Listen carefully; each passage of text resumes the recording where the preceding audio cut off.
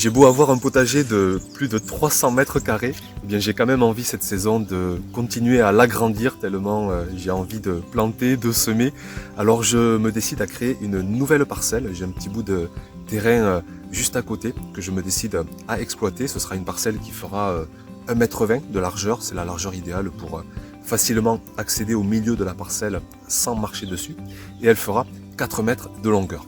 Alors c'est l'occasion idéale pour partager avec vous comment je m'y prends pour essayer de créer les meilleures conditions de fertilité pour espérer avoir dès cette année des récoltes déjà, on l'espère, très abondantes.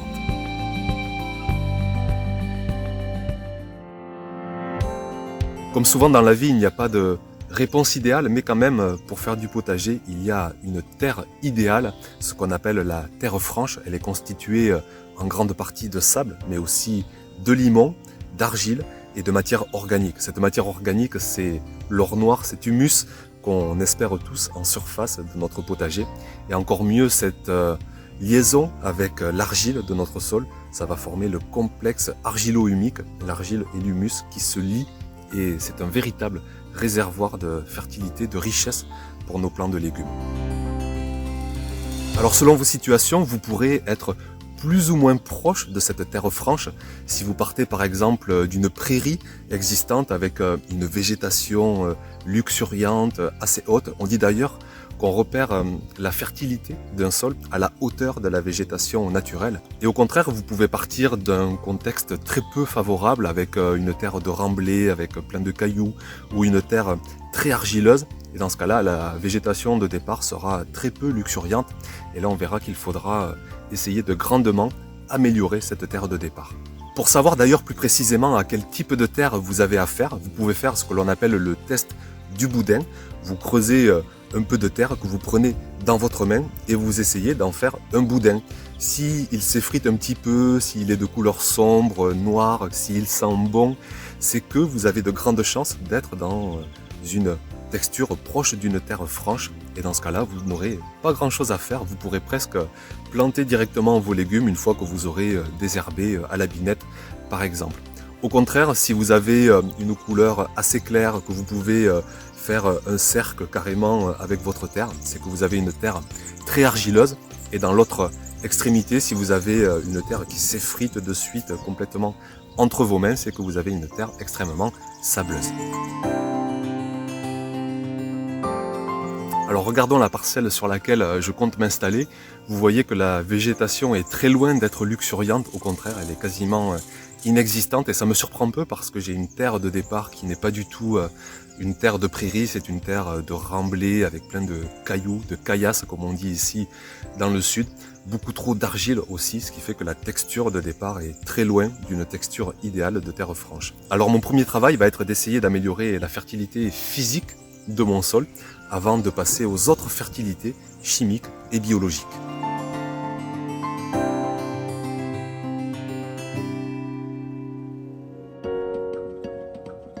Alors je commence par décompacter mon sol. Pour ça, j'utilise ma grelinette parce que la surface est assez petite.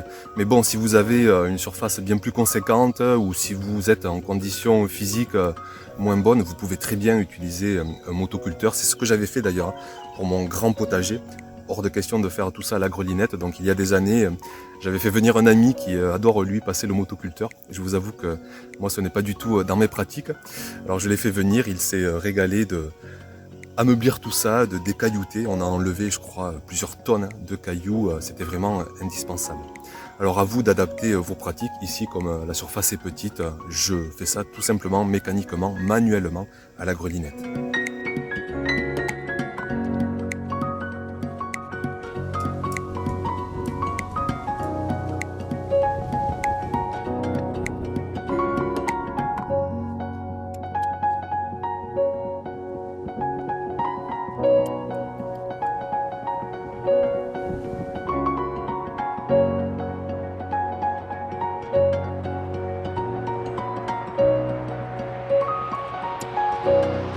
Les grosses mottes, je les émiette avec mon râteau, toujours pour continuer à ameublir au maximum, à décaillouter au maximum. Et vient ensuite le moment de rajouter du sable. Alors toujours important d'utiliser du sable bien grossier, comme du sable à béton, avec des grosses particules, toujours pour bien ameublir notre sol. Et j'en mets bien 2-3 cm en surface que j'incorpore dans les 10-20 premiers centimètres, toujours à l'aide de ma grelinette.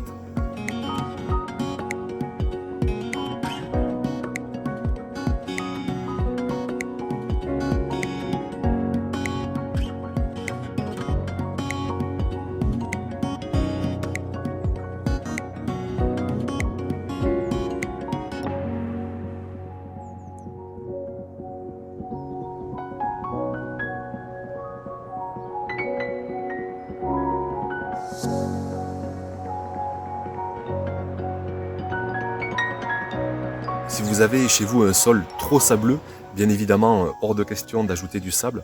Au contraire, on va essayer d'alourdir son sol. Alors vous pouvez faire avec de la matière organique, on conseille beaucoup de faire avec des composts de fumier ou des fumiers frais directement, des fumiers de bovins, ce qu'on appelle des fumiers froids. On peut rajouter des composts maison, des composts végétaux, ou sinon vous pouvez rajouter aussi du minéral, notamment de l'argile bentonite. Alors c'est assez cher et je vous avoue manquer de pratique puisque je n'ai pas cette situation par ici. Si jamais chez vous, vous avez affaire à un sol trop sableux, que vous avez réussi à l'alourdir, n'hésitez pas à mettre dans les commentaires vos expériences, ce sera toujours très enrichissant. Les légumes sont clairement des super plantes, elles sont très gourmandes en minéraux, notamment en azote. Les cultures demandent entre 10 et 20 grammes d'azote par mètre carré. Et pour répondre à cette exigence, à cette faim minérale, on a plusieurs solutions, mais deux grandes solutions existent dans un potager au naturel. C'est de passer par des amendements qui vont avant tout nourrir, améliorer notre sol. Et la vie du sol, petit à petit, va minéraliser ces amendements et rendre disponibles les minéraux pour nos légumes.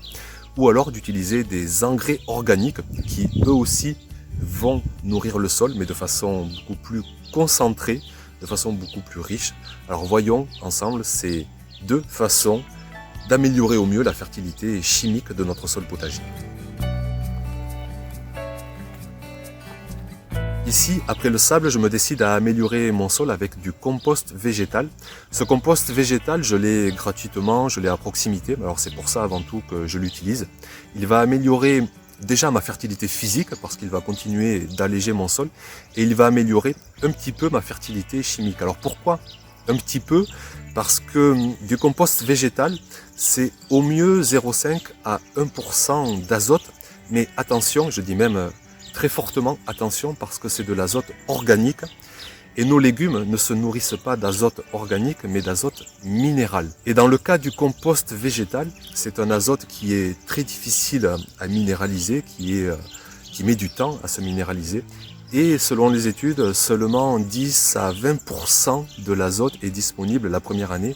Je ne sais pas si vous vous rendez compte, mais ça veut dire qu'on est de l'ordre de 1 gramme d'azote par kilo de compost végétal.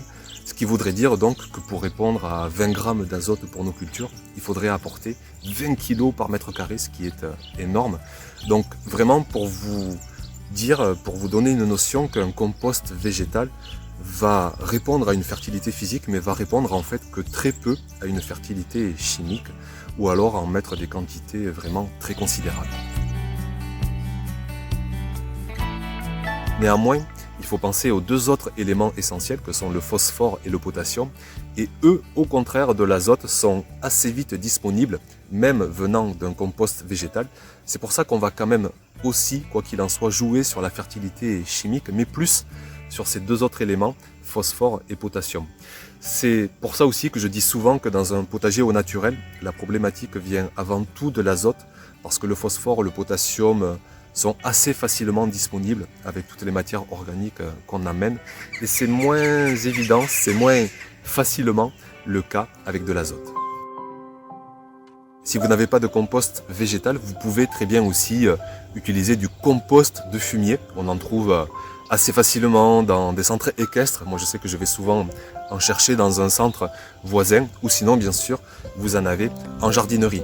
Pour cette occasion, vu que j'ai pas de fumier à l'heure actuelle de disponible, je suis allé chercher aussi pour vous montrer plus précisément un sac de compost dans une jardinerie, on en trouve dans toute jardinerie. Et si on regarde au dos de ce sac, on voit la concentration en azote.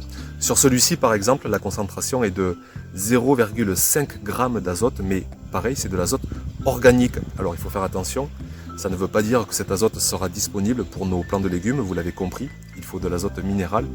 Et comme pour le compost végétal, on n'aura même pas la moitié de cet azote qui sera disponible la première année. On tombe donc à 0,25 g d'azote, donc on est très loin des engrais. Encore une fois, c'est vraiment un amendement. On va pouvoir y aller en kilos. Là, si on met 10 kg de compost, on répondra tout juste à la fertilité chimique. Alors ici, toujours pareil, en ayant conscience de ces concentration, en ayant conscience que c'est de l'azote organique, eh bien je mets l'entièreté du sac sur ma petite parcelle de quelques mètres carrés et j'en profite pour continuer encore et toujours à améliorer la fertilité physique de mon sol, le rendre toujours et encore plus meuble et chez vous peut-être plus lourd si au contraire vous avez un sol trop léger.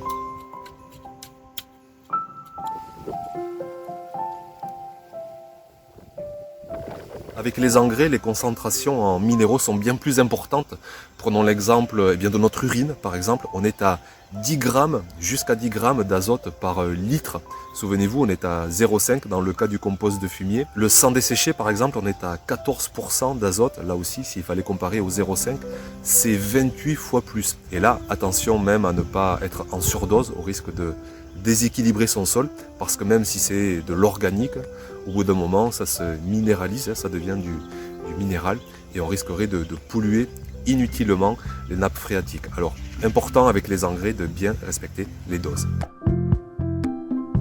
Dans mon potager, je me refuse toute fertilité artificielle, que ce soit ces engrais chimiques, minéraux, ces engrais de synthèse, qui n'ont pour but que de perfuser les plants de légumes. Alors certes, c'est facile, on se soustrait de la vie du sol, mais non, ici au contraire, c'est une toute autre vision, c'est une fertilité organique qu'on développe, mais qui dit organique dit une nécessité absolue de la vie du sol pour décomposer toutes ces matières organiques, pour les minéraliser et les rendre accessibles pour nos plants de légumes. Alors à nous, jardiniers, à moi, à vous de développer au maximum cette vie du sol et pour ça rien de mieux que de lui amener à manger et de lui procurer aussi un joli gîte, de bien la protéger.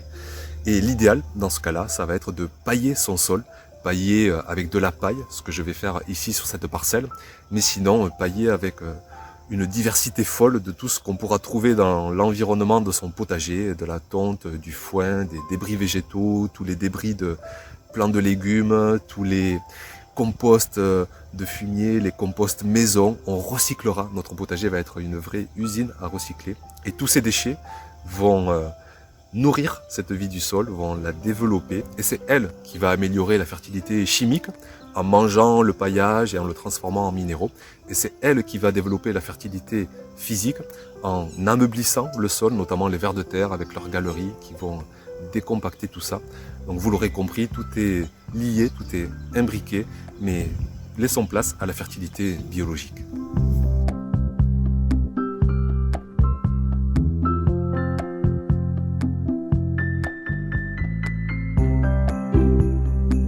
Vous aurez beau améliorer toutes les fertilités de votre sol, physique, chimique, biologique, si vous n'avez pas d'eau ou un gros manque d'eau, tout va vite s'arrêter, notamment la vie biologique. La vie biologique a besoin d'eau et dans un potager sur sol vivant, on a besoin absolument de la fertilité biologique. Alors vraiment prenez soin d'avoir comme une éponge essorée en surface, là c'est vraiment la condition idéale d'humidité, de fertilité en tout cas pour votre potager. Et il faut toujours penser à comment l'optimiser dans son potager, retenir la moindre goutte d'eau avec un sol bien texturé et surtout bien retenir la moindre goutte d'eau en évitant qu'elle s'évapore et notamment grâce au paillage.